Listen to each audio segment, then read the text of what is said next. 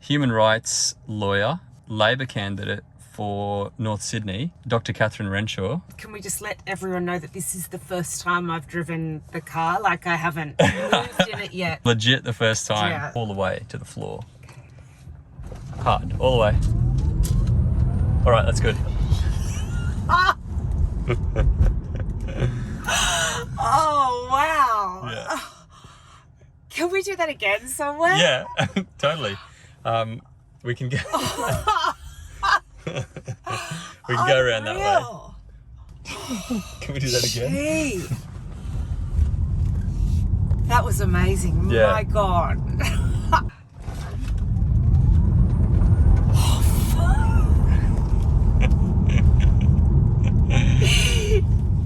That may be the most reckless thing I've ever done. Oh, really? Yeah, possibly. Nice. Loved it. Yeah. Wow. The internal combustion engine is officially dead. It's dead to me. Yeah. Oh, poor Angus. What he's missing. Yeah, poor Angus, exactly. He literally doesn't know what he's missing out on. Sadly, I think it's, typical for him and his mates. Closed minds, no vision, Stuck in the no past. sense of excitement. Yeah. If I did that once a week throughout the campaign, I think I would keep my mojo quite high. That's the other thing that's never mentioned about like the benefits of electric vehicles is the endorphin rush that you get from flooring it. I have to say that is quite low down on the list of good reasons that I've seen publicly announced for. Still a reason going though. there. Catherine Renshaw currently Hi, Dan. in autonomous mode. Loving it. Yeah, how's it feel? It feels extremely weird, I have to say, and I'm not quite trusting the car the way I should. It'll take this corner. Especially going around a corner with a Truck. truck on the right. And You can see the truck just here. I know. Coming past the truck now. Coming past the truck. That's amazing. I'm becoming more trusting. Yeah, it doesn't take long. Truck, do I care? A lot of Australians are starting to become more politically engaged recently. Totally. Yeah. So my seat, North Sydney, it's not a traditionally activist sort of seat. And we just called a meeting in a public park in the heart of North Sydney. And I genuinely thought 6 people might come. Yep. And there were 80 or 90 people there. Yeah, They wow. just kept coming. Old, young, there were people school age there. There were grandmothers there. And they were saying that real change is required, and we can't tolerate the lack of integrity, the lack of willingness to do what's required, the hard things that are required to protect our country's future. I feel genuinely excited. The big part of it is people's frustration with inaction on climate and seeing so many corruption scandals come out of this government. We've had 8 years of this and people have just had a gutful. So that was a killer moment for me when Scott Morrison was in Glasgow and said, the Australian way, take your hands off the wheel and just let it all happen around us. Can-do capitalism will take care of it. The people who are going to drive change, they're not even in the room, he said. And I thought, oh my goodness, I can't go back to my students and my kids and say that that's the plan. In the wake of our Pacific neighbours sinking and our forests burning and smoke clogging your lungs, that's what this government has for you. I think 300,000 young school kids went out to protest for action on climate, and he basically said kids should stay in school, they shouldn't engage in politics and protest, and just so disrespectful, I think, to the young people who have such a horrific future ahead of them if we don't act. They do. I really do not think that Scott Morrison and Barnaby Joyce understands what's going on in the minds of young people right now. The sense of despair and disillusionment that exists just because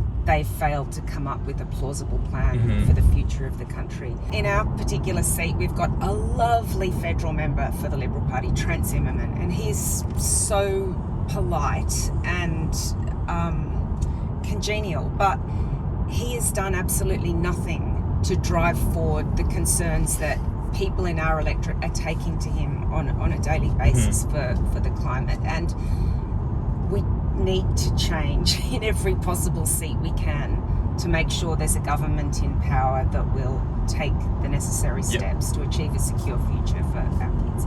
We just have to do that.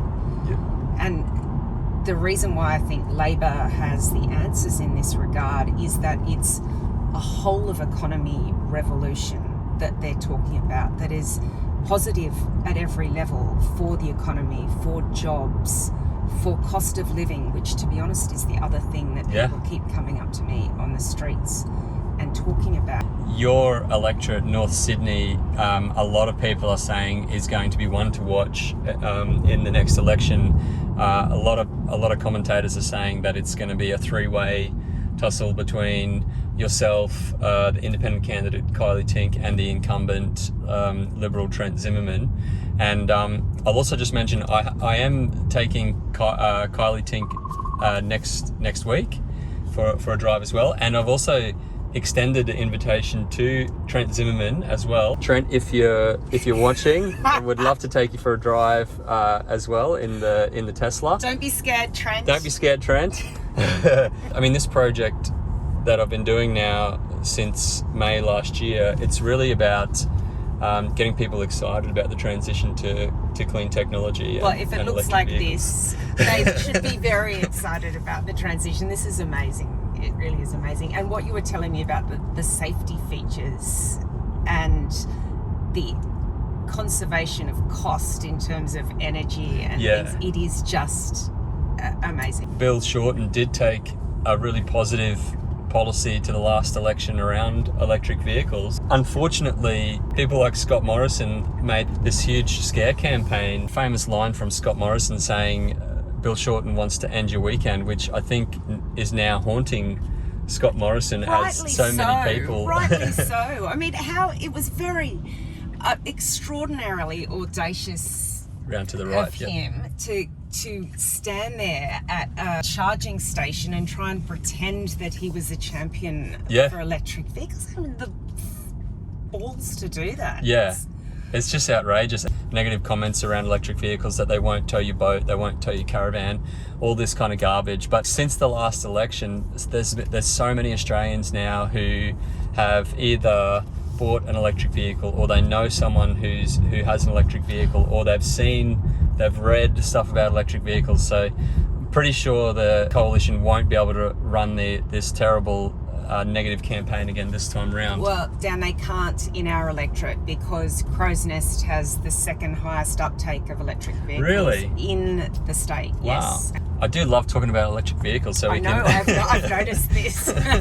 When you think about it, you and I and everyone that we know and everyone that we care about has been breathing in diesel particulate and carbon monoxide pollution our entire lives, right? From exhaust from cars. Once we get to 100% electric vehicles, we're going to have pure clean air in our cities for the first time, probably in like 100 years, right? And there's no one alive today who's lived in a city with pure clean air. So what's that going to be like? It's going to be incredible. You're absolutely right. That will be a new way of living. Taps into a massive fight going on locally.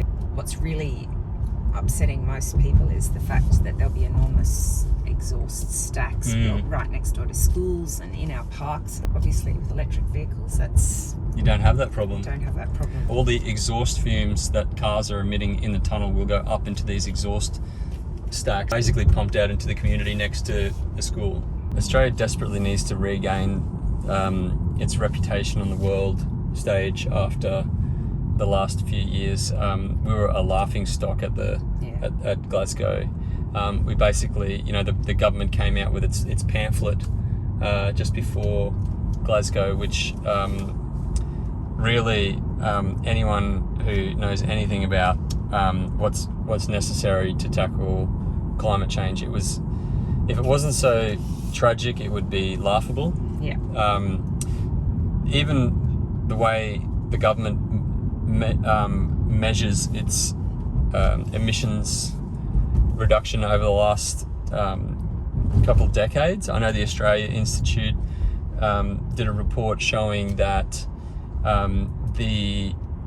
it's often claimed that like 20%, we've had 20% reduction already since 2005 levels, but actually what the Australian Institute found is the majority of that is actually avoided deforestation rather than actual emissions cuts. So they're essentially cooking the books on their climate figures, and the rest of the world is starting to see through this, and it's not good enough. And we've also heard last year that the EU is looking at putting carbon tariffs on imports. That was it, wasn't it? That was the moment when Josh Frydenberg thought, well, maybe we'd better actually say we're doing something about global warming. When it became an economic pressure point for Australia, then the coalition government, Morrison and Joyce, thought, well, let's do the minimum we can so that we don't get slammed by the rest of the countries of the world in terms of tariffs. All right. Well, thanks very much, Dr. Catherine Renshaw, for coming for a drive today. I've really enjoyed the conversation, and it seems like you enjoyed driving around this beautiful national park.